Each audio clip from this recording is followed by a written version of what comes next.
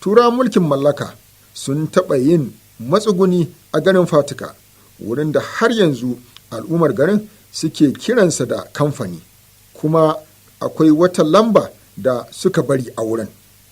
Gabanin zuwan Turawan da kuma bayan tafiyansu, menene matsayin Fatika a fannin tattalin arziki? Kai gaman Zazzau hakimin Fatika Alhaji Nuhu Lawal Umar ya yi mana bayani.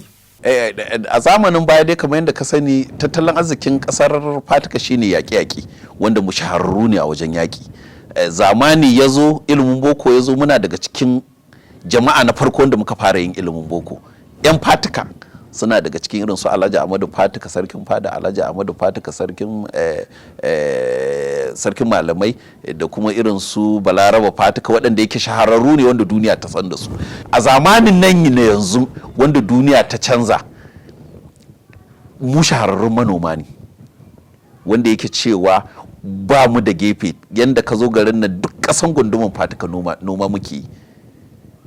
Misali ma mafi mahimmancin misali shine kan kaina, ni ne shugaban manoma na jihar Kaduna, ni ne hakimi kuma ni ne shugaban manoma, kuma a ƙarfin tattalin arziki duk jihar Kaduna babu yankin da muke da manyan kasuwanni a gunduma guda uku sai gunduman Fatika. Muna da babban kasuwa a Kaya, muna da babban kasuwa a Galadima, muna da babban kasuwa a Kidanda. Duk waɗannan kasuwanni guda uku shahararru ne wanda duniya ta yadda da su na fannin hatsi da dabbobi. Fatanmu shine garin Fatika ya haɓaka, garin Fatika ya samu zama lahiya, garin Fatika ya samu ci gaban da duniya za ta yadda da shi.